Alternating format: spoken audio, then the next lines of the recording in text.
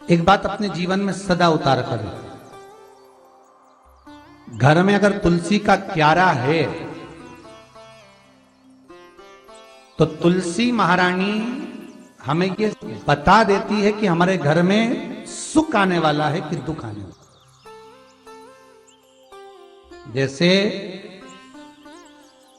शनि अपना प्रकोप दे रहा है या शनि उतर रहा है, ये किसी से पूछने की जरूरत नहीं पड़ती, अपने आप मालूम पड़ जाता। कैसे?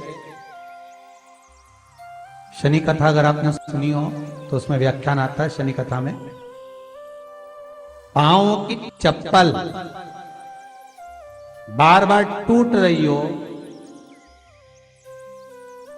कमर से नीचे जो वस्त्र पहने हो वो फट रहे हो, कहीं पजामा है, धोती है, आदि वस्त्र हैं, कपड़े हैं, वो अपने आप फट। आज के जमाने में तो फटे फटाए पहनते हैं लोग फैशन, उसकी गारंटी नहीं है, उसका हम वर्णन नहीं कर रहा। हम जब पहनते हम समझ जाते हैं इसको शनि तो ऑलरेडी लगा ही हुआ।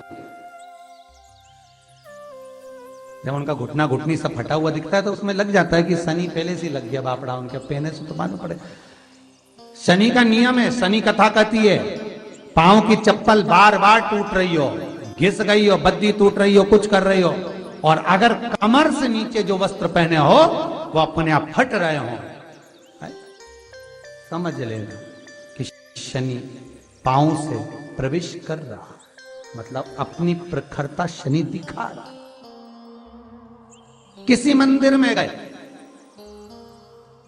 महाराज और वहां जाने पर चप्पल चली गई तो समझ लेना शनि की कुदृष्टि अब पड़ना बंद होना चालू हो गया।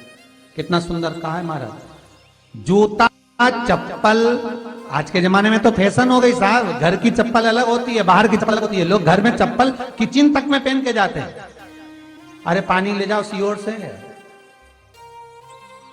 रसोई घर में लोग चप्पल पहन कर जाते हैं।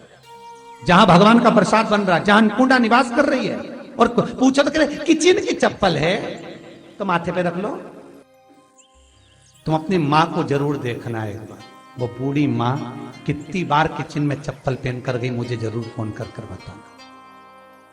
बूढ़ी मां रसोई घर में आज भी बिना चप्पल के जाती है, और बहुओं की कहीं एड़ी नहीं फट जाए, ठंड नहीं बैठ जाए, इसलिए ये रसोई घर तक में चप्पल पहन कर जाती है। सूर्य नारायण की कथा पढ़ना,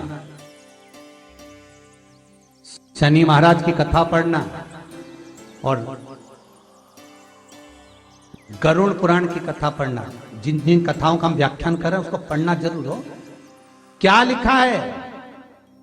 घर के अंदर जब चप्पल जाती है, रोग, बीमारी, कष्ट, तकलीफ चालू हो जाती है। तुमने चप्पल क्यों पहनी? ठंड नहीं बैठ जाए, रोग नहीं बैठ जाए। घर के अंदर उतना बढ़ गया, एक कालीन बिछा दो, एक दरी बिछा दो, मोटा आसन बिछा दो, जिस पर तुम चल लो। जरूरी है कि कई कई लोगों को तो हमने ये भी देखा कि कालीन पर भी चप्पल पहन के चलते, और ब्राह्मणों को भोजन परोस रहा है, गुरुजन को भोजन परोस रहा है, ठाकुर जी की थाली बना रहा है, ठाकुर जी का थाल लगा रहा है, तो भी चप्पल है पांव में। तेरा क्या होगा रे कालिया, क्या होगा? विचार तो करो। देह पड़ी रे जाए यहीं पर, फिर कुंडल और नगीना, क्या हरि नाम नहीं तो जीना। अभी भी सुधर जाओ रे, अभी भी सुधर जाओ, नहीं सुधरो तो सिधर जाओ रे, या तो सुधरो नहीं तो सिद्धरो, थोड़ा सुधरो। रसोई घर में अन्नपूर्णा रहती है, रसोई घर में शिव महापुराण की कथा कहती है जब भगवान शंकर को मां जगत जननी भोजन करा रही थी, शंकर जी ने वर मांगा था अन्नपूर्णा, ए अन्नपूर्णे तुम मेरे घर के बच्चों का भरण पोषण कर रही है। इस मृत्यु लोक में जितने मनुष्य जन्म लेते हैं ये मेरे पुत्र कहलाते हैं। तो अन्नपूर्णा ने कहा चिंता मत करना भोलेनाथ, जिस जगह पर एक स्त्री, बेटी, कन्या या घर की बहू या बूढ़ी मां भोजन बनाएगी उस जगह पर मैं अन्नपूर्णा उसके शरीर में प्रवेश करूंगी। और वो रसोई घर नहीं होगा, वो मेरा और तुम्हारा मंदिर कहलाएगा। अब मंदिर में चप्पल पहनकर भोजन का निर्माण करना ये श्रेष्ठता है। एक आसन पटक लो आप रसोई घर के अंदर, जिस आसन पे खड़े होकर आप भोजन बना लो, मोटा सा आसन रख लो, चप्पल की जरूरत ही नहीं। श्रीमद् भागवत कथा कर रही है तुलसी का मात्र तो शनि अपनी दृष्टि बता देता है। शास्त्र कहता है जब घर के अंदर प्रवेश करने के, जब आप घर में प्रवेश करें तो एक कोने में चप्पल को उतार दें। बाहर जगह नहीं है तो घर के अंदर प्रवेश कर कर लेफ्ट में चप्पल को उतार दें और 7 या 3 कदम के अंदर चप्पल उतर जाना चाहिए घर के अंदर में।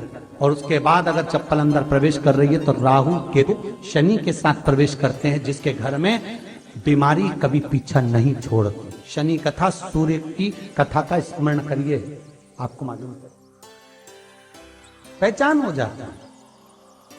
महाराज तुलसी बता देती है कि आपके घर की दशा क्या है। बार बार जल डालने के बाद भी तुलसी सूख रही है, बार बार आप पूजन कर रहे हैं, पाठ कर रहे हैं तो भी तुलसी के दल सूख रहे हैं। तुलसी बता देगी कि तुम्हारे घर में तकलीफ आने वाली है, कष्ट आने वाला है, सूख रही है। किसी ने जरूर कुछ ना कुछ ऐसा है कि इसमें घर में कुछ तकलीफ आएगी, तुमने लगाया फिर सूखी, फिर लगाया फिर। तुलसा महारानी बता देती है कि कष्ट है। और जिस गमले की तुलसा घेर घमोर हो, फलित तो हो, आनंद में हो, तो उस घर में फिर दुख नहीं आता, समृद्धि खुद बढ़ती चली। जिन शंकर भगवान को आप जल चढ़ाते हो, जिन ठाकुर जी से आप लाड लड़ाते हो, जिन भगवान कृष्ण का आप स्मरण करते हो, राधा रानी का आप नाम जाप करते हो, जिस परमात्मा का आप भजन कर रहे हो, कीर्तन कर रहे हो, नाम जाप कर रहे हो, नाम स्मरण कर रहे हो, उससे तुम्हारा एक संबंध होना चाहिए, एक रिश्तेदारी होना चाहिए। और उससे जब तुम्हारा कोई संबंध रहेगा, उससे जब तुम्हारी कोई रिश्तेदारी रहेगी, तो उस रिश्तेदारी में जैसे ही आपके प्राण छूटे और छूटते से ही आप जब गए तो जाते ही आप कहोगे कि कृष्ण से मेरा ये संबंध है, वो मेरा पुत्र, वो मेरा भाई, वो मेरा बेटा, वो मेरा सगा, वो मेरा रिश्तेदार, वो मेरा कुटुंबी, वो मेरा पुत्र। जब कहोगे तो तुरंत प्रवेश हो जाए। महाराज भगवान से संबंध होना चाहिए। कई लोग भगवान को सवेरे से रिझाने बैठते हैं तो भगवान को बनी बनाई बात कहते हैं,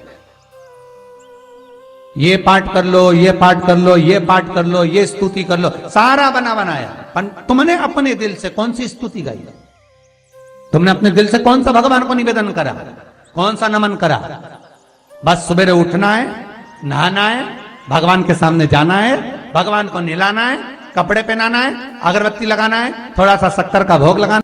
इतने सारे देवी देवता, शंकर जी, राम जी, गणेश जी, सारे देवता, और 2 खुरमा लेके आए, 1 बालूशाही लेके आए, 2 मठरी लेकर आ गए, 1 मठरी लेकर आ गए, और भगवान को इतनी सी कटोरी में रख दिया।